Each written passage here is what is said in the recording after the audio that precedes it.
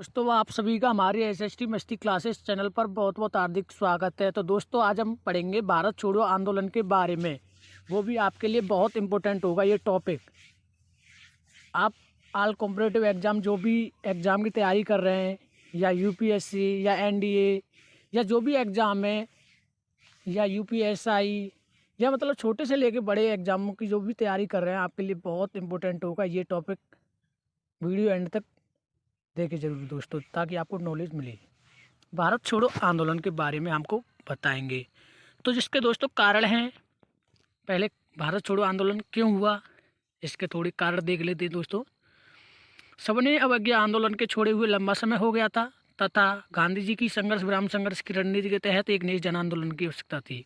दोस्तों देखो, जो एक सबने अवज्ञा आंदोलन था जिसे छोड़े हुए लंबा समय हो गया था, तो गांधी जी का संघर्ष विराम संघर्ष की रणनीति के तहत एक नए जन आंदोलन की आवश्यकता थी उन्हें।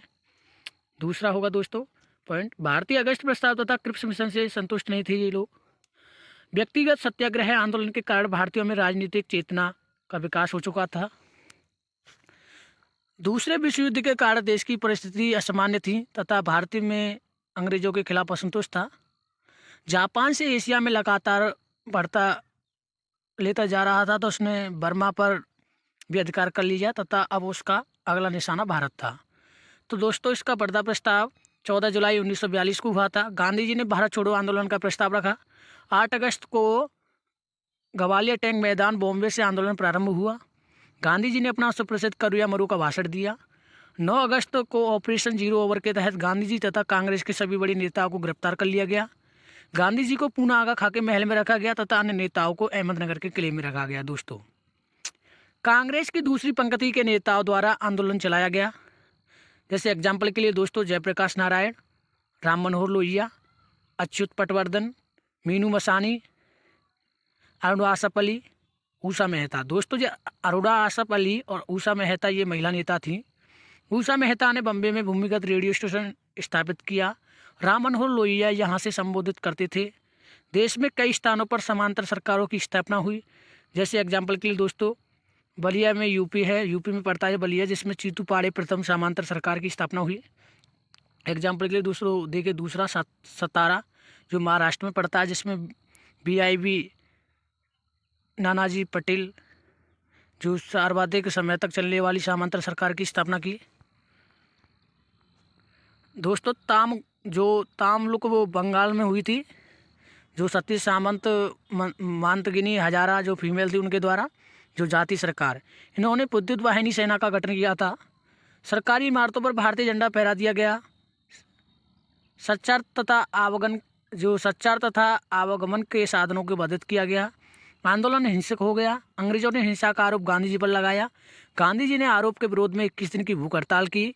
1945 तक भारत छोड़ो का आंदोलन समाप्त हो गया। दोस्तों आपको ये बात बहुत ज़रूरी याद रखनी है कि भारत छोड़ो आंदोलन कब समाप्त हुआ, 1945 में हुआ। तो दोस्तों अब देखते हैं इसके महत्व, इसी के मतलब इसकी क्यों ज़रूरत पड़ी। देखो 1857 क्रांति के बाद भारत का सबसे बड़ा जन आंदोलन था ये। समाज के सभी वर्गों ने बढ़ चढ़कर भाग लिया, यहाँ तक कि पूंजीपति भी आंदोलन में शामिल हुए। यह पहला आंदोलन था जो पूर्ण स्वतंत्र के लक्ष्य के साथ किया गया। हालांकि मुस्लिम लीग ने भारत छोड़ो का आंदोलन का विरोध किया था। तो दोस्तों आपको पता होगा, जो बहुत एग्जामों में पूछा जा रहा है, मुस्लिम लीग की स्थापना कब हुई। दोस्तों 1906 में हुई। ये आपको याद रखने का क्वेश्चन है, याद कर लेना। लेकिन फिर भी यह आंदोलन सांप्रदायिक नहीं हुए तथा स्थानीय स्तर पर मुस्लिमों ने आंदोलन में भाग लिया। दोस्तों अंग्रेजी साम्राज्य का इस्पाती ढांचा टूट गया क्योंकि सेना, प्रशासन तथा पुलिस की सहानुभूति आंदोलनकारियों के साथ थी। इस आंदोलन के बाद भारत की आज़ादी तय हो चुकी थी तथा अब ये केवल समय का प्रश्न थी। राजगोपालचारी फॉर्मूला जो दोस्तों 1944 की बात है, जिसके प्रावधान थे मुस्लिम लीग के राष्ट्रीय आंदोलन कांग्रेस का समर्थन करना चाहिए। मुस्लिम बाहुल्य क्षेत्रों में जनमत संग्रह करवाया जाएगा। जनमत संग्रह से पहले सभी राजनीतिक दल अपनी विचारधारा का प्रचार प्रसार कर सकते हैं। विभाजन की स्थिति में साजिश संघ का गठन किया जाएगा, जिससे रक्षा, संचार व विदेश एक साथ रखे जाएंगे। ये सभी प्रावधान अंग्रेजों के जाने के बाद लागू किए जाएंगे। दोस्तों कांग्रेस ने इन प्रस्तावों को स्वीकार कर लिया। गांधी जी ने इसके लिए जिन्ना को मनाने की कोशिश की तथा जिन्ना को कायदे आजम ग्रेट लीडर कहा, लेकिन जिन्ना ने स्वीकार नहीं किया। दोस्तों जिन्ना की मांगें देखेंगे। जिन्ना की मांगें थी दोस्तों, जिन्ना ने साजिश संघ का स्वीकार कर दिया। पूर्वी तथा पाकिस्तान को मिलाने के लिए जिन्ना ने गलियारे की मांग की। जनमत संग्रह में केवल मुस्लिमों की राय पूछी जानी चाहिए। जनमत संग्रह से पहले केवल मुस्लिम लीग प्रचार कर सकती है। जिन्ना ने अंग्रेजों से मांग की बांटो तथा जाओ। बेबल प्लान दोस्तों जो 1945, लॉर्ड बेबल उस समय भारत का वायसराय था दोस्तों, जिसके प्रावधान थे वायसराय तथा सेनाध्यक्ष को छोड़कर कार्यकारी परिषद के सभी सदस्य भारतीय होंगे। कार्यकारी परिषद स्वर्ण हिंदू तथा मुस्लिमों की संख्या समान होगी। आगे की स्थिति पर चर्चा के लिए शिमला में सम्मेलन बुलाया जाएगा। सभी राजनीतिक कैदियों को रिहा कर दिया जाएगा। शिमला सम्मेलन दोस्तों जून 1945 में हुआ है। इसमें 22 सदस्यों ने भाग लिया। कांग्रेस के नेतृत्व में मौलाना अबुल कलाम आज़ाद ने किया। जिन्ना ने मांग कार्यकारी परिषद के मुस्लिम सदस्य मुस्लिम लीग द्वारा चुने जाएंगे।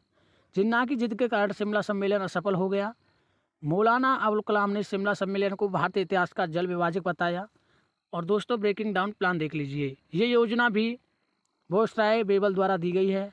शर्तें थी दोस्तों, मार्च 1948 तक भारत को आज़ाद कर दिया जाएगा।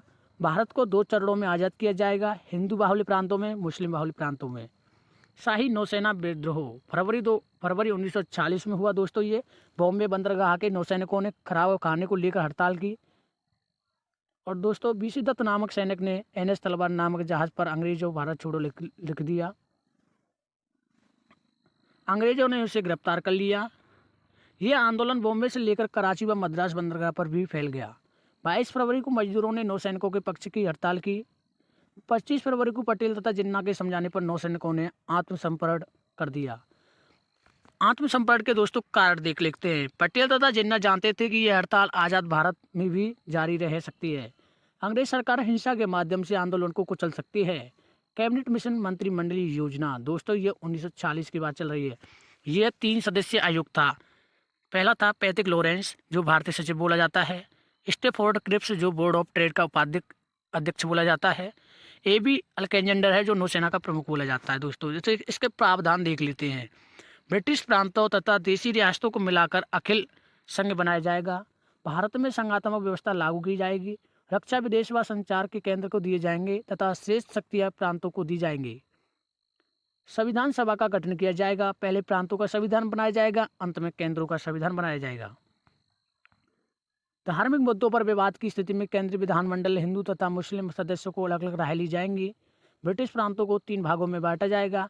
हिंदू बाहुल्य ब्रिटिश प्रांत, पश्चिमी मुस्लिम बाहुल्य प्रांत जो पंजाब सिंध में है, पूर्वी मुस्लिम बाहुल्य प्रांत जो असम बंगाल में है।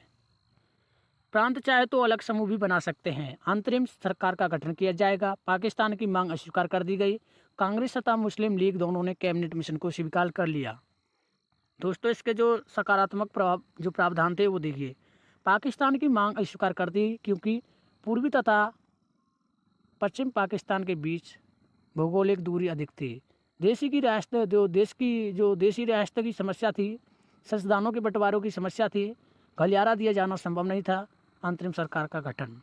दोस्तों इसके नेगेटिव जो प्रावधान है उन्हें देख लीजिए। जो नकारात्मक प्रावधान थे इसके प्रावधान थे। संविधान के निर्माण की प्रक्रिया गलत थी। कमजोर केंद्र का गठन था। प्रांत अपना समूह अलग बना सकते हैं। तो दोस्तों संविधान सभा का चुनाव 1940 में हुआ। संविधान सभा में 389 सीट थी, जिसमें ब्रिटिश भारत 296 सीटें थे और देशी रियासत 93 जो मनोनीत होती हैं। तो 296 जो प्रांत में थी, 292 और केंद्र शासित प्रदेश जो 4 थी। कांग्रेस ने 208 सीटों पर जीत प्राप्त की। मुस्लिम लीग ने पृथक निर्वाचन 78 में से 73 सीट प्राप्त की। मुस्लिम लीग संविधान सभा में अल्पमत में थी, इसलिए इसने संविधान सभा को स्वीकार नहीं किया। सीधी कार्रवाई दिवस दोस्तों, सीधी कार्रवाई दिवस 16 अगस्त 1940 को मनाया जाता है। यह भी आपको याद रखने का क्वेश्चन है। मुस्लिम लीग ने पाकिस्तान के लिए पूरे देश में सांप्रदायिक दंगे करवा दिए। जवाहरलाल नेहरू के नेतृत्व में अंतरिम सरकार का गठन किया गया। मुस्लिम लीग के लियाकत अली को वित्त मंत्री बनाया गया। लियाकत अली ने अंतरिम सरकार में हस्तक्षेप किया तथा वल्लभ भाई पटेल ने कहा था, यदि हमने एक पाकिस्तान नहीं दिया तो देश के प्रत्येक विभाग में पाकिस्तान बन जाएगा। दोस्तों एटली घोषणा होती है 20 फरवरी 1947 में। एटली का उस समय ब्रिटिश PM था। दोस्तों घोषणाएं 30 जून 1948 तक भारत को आज़ाद कर दिया जाएगा। बेबल के स्थान पर माउंटेबेन को नया गवर्नर वायसराय बनाया जाएगा। जो बाल्कन योजना थी दोस्तों, ये योजना माउंटेबेन द्वारा दी गई है। इसके तहत भारत का विभाजन बाल्कन देशों की तरह किया जाएगा। माउंटेबेन योजना जो डी की वर्ल्ड प्लान है 3 जून 1947 की बात। भारत व पाकिस्तान 2 डोमिनियंट स्टेट बनाए जाएंगे। विभाजन के लिए बंगाल व पंजाब विधानसभा के हिंदू तथा मुसलमान सदस्यों से अलग अलग राय ली जाएंगी। यदि ये पक्ष भी सहमत होता है तो विभाजन कर दिया जाएगा। दोस्तों, NWEP तथा सिलहेट असम में जनमत संग्रह करवाया जाएगा। रेड क्लब की अध्यक्षता में सीमा आयोग का गठन किया जाएगा। भारतीय स्वतंत्रता अधिनियम दोस्तों, ये 18 जुलाई 1947 में हुआ था। भारतीय स्वतंत्रता अधिनियम 4 जुलाई को इसे ब्रिटिश संसद में रखा गया। 18 जुलाई को स्वीकार कर लिया गया, जिसके दोस्तों प्रावधान थे 15 अगस्त 1947 को 2 अलग डोमिनियन स्टेट बना दिए जाएंगे। जब तक संविधान का निर्माण नहीं होता है जब तक संविधान का निर्माण नहीं हो जाता है 1935 के अधिनियम से शासन किया जाएगा। जब तक चुनाव नहीं हो जाते हैं संविधान सभा संसद की तरह कार्य करेगी। देशी रियासतों से ब्रिटिश सर्वोच्च समाप्त कर दी जाएगी। ब्रिटिश का क्राउन का कैसर ये हिंद उपाधि हटा दी जाएगी। दोस्तों थैंक यू। अगर वीडियो अच्छा लगा हो तो चैनल को सब्सक्राइब कर लें और बेल आइकन प्रेस कर लें। Thank you.